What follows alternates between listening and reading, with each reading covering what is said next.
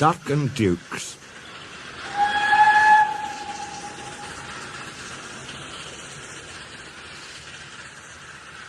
"But I keep telling you," said Duck, "there are no dukes. They were fine and stately, but they've all been scrapped." Peter Sam goggled in horror. "This is dreadful," he wailed. "The Thin Controller said the owner said the Duke said he was coming to our centenary to open our extension round the lake. And now he's scrapped, and Skarloey's and Renias's birthday will be spoilt. Oh dear, oh dear." He bustled away with his empty coaches to tell his bad news. "I think," said Skarloey, "that Duck was pulling your wheels." "No, Skarloey, he was quite serious."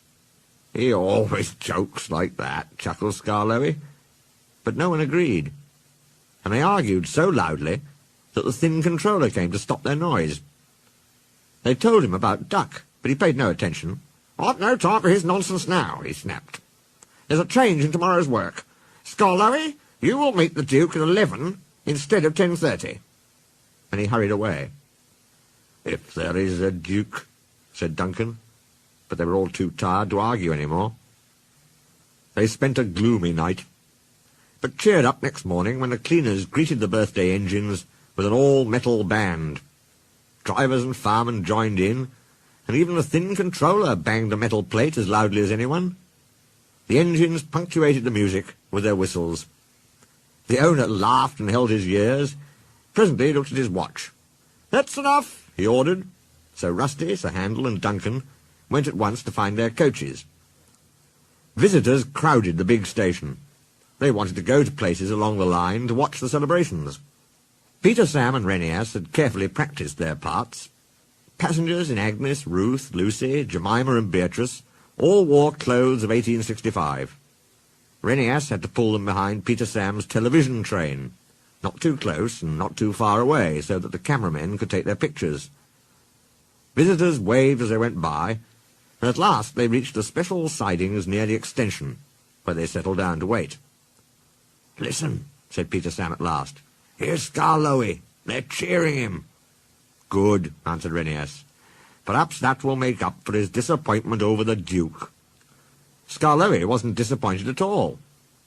"I've brought the Duke! I've brought the Duke! I've brought the Duke!" he puffed, and triumphantly came to a stand between the two trains. A distinguished-looking man stepped out, climbed to Skarloey's footplate, and drove him on the new line round the lake and back again. Then, standing on Skarloey's front buffer beam, he said, "Ladies, gentlemen, and engines, I have pleasure in declaring your lovely lakeside loop line now open." Peter Sam could bear it no longer. "Excuse me, Sir Duke," he burst out. "Are you real?" There was shocked silence. The Duke smiled. "Skarloey said you'd been listening to Duck," he answered. "Duck thinks Dukes were Great Western engines, but Dukes are really people. I am happy to assure you, Peter Sam, that I am a real live Duke." "I'll give Duck Dukes," muttered Peter Sam, but he was sternly hushed. The Duke turned to the owner. "I congratulate you, sir, on your remarkable railway. It must be a record indeed to have 2 locomotives in regular service, and both 100 years old. Long life, then, and good running to Skarloey and Renias, your famous old engines." The cheering and clapping died away. "Speech!" shouted someone, and the cry was taken up. "Go on, Renias," whispered the owner. So rather nervously, the old engine began. "Thank you, your Grace, and everyone, for your kind wishes. You've given us both a lovely 100th birthday. But, your Grace, Skarloey and I aren't the only record engines. We've got twin brothers. Tallithlin and Dolgoch were built at the same time as us, so they're 100 too. And they're still at work. Their railway is at Tywyn in Wales.